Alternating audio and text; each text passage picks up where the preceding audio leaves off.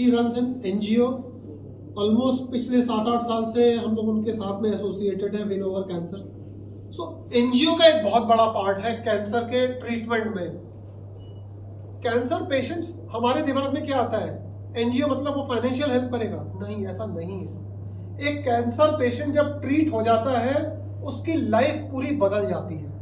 He can not और she can not do a normal activities because उसके अंदर में भी डर रहता है। उसको अपनी ड्यूरिंग हिज ट्रीटमेंट उसके जॉब्स कई बार चले जाते हैं, उनकी फाइनेंशियल जो स्टेबिलिटी थी वो कम हो जाती है। सो एनजीओ का काम केवल फाइनेंशियल हेल्प ड्यूरिंग ट्रीटमेंट नहीं है, उसके बाद उनका rehabilitation, that is an important thing. कई बार उनके कॉस्मेटिक प्रॉब्लम्स होती हैं, फंक्शनल प्रॉब्लम्स होती हैं, वो जैसे कविता मैम, ब्रेस्ट कैंसर पेशेंट्स में जिनके बाल नहीं होते उनको वेग प्रोस्थेसिस, और भी पेशेंट्स हैं जिसमें प्रोस्थेसिस दिए जाते हैं, उन सब के लिए हेल्प करती हैं। So it is a day which is celebrated for all of the society from patients to a normal person, और इसमें सबका योगदान है। आप लोगों का भी योगदान है ताकि आप लोग जागरूक हों और अपने साथ ही अपने पूरी फैमिली को जागरूक करें, ताकि वो अपने स्क्रीनिंग टेस्ट रूटीनली करें। अब वो रूटीनली क्या है और स्क्रीनिंग टेस्ट क्या है? For any female more than 35 years साल में एक बार मैमोग्राम कंपलसरी है। गवर्नमेंट कभी भी ये नहीं बनाएगा बिकॉज गवर्नमेंट के पास इतने फंड्स नहीं है कि वो 150 करोड़ की पॉपुलेशन में सबके मैमोग्राम कराए। हमारी हेल्थ है, हम ही उसको केटर कर सकते हैं। सो साल में एक बार मैमोग्राम कराना है, साल में एक बार पैप स्मीयर कराना है।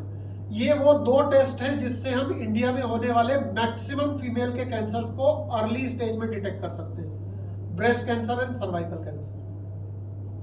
मेल्स में जो स्मोकर्स हैं उनको लो डोज सीटी स्कैन, अगर उनका स्मोकिंग बहुत ज्यादा है, और मोर देन 45 इयर्स में मेल्स में अगर उनको पेशाब की दिक्कत रहती है तो सेरम पीएसए। ये एक मेजर, यही 4 अभी जो रूटीन में यूज होने वाले स्क्रीनिंग टेस्ट हैं। इसके अलावा जो बाकी स्क्रीनिंग टेस्ट होते हैं जैसे हीमोग्लोबिन, ये डिटेक्ट करते हैं ना सॉलिड कैंसर्स को नहीं, लिक्विड ब्लड कैंसर्स के लिए। ये उसमें थोड़ा हीमोग्लोबिन से हम पता कर सकते हैं। सो ये 4-5 मेन स्क्रीनिंग टेस्ट है जो हमें करने चाहिए। कहने के लिए तो बहुत कुछ है, और क्या क्या हमें अपने स्क्रीनिंग के अलावा और क्या क्या अपने डेली चीज में हमें बदलना चाहिए। प्लास्टिक्स का यूज जीरो करना चाहिए, एट एनी फॉर्म जीरो करना चाहिए।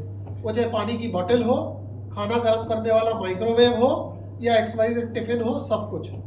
और क्या कम करना चाहिए?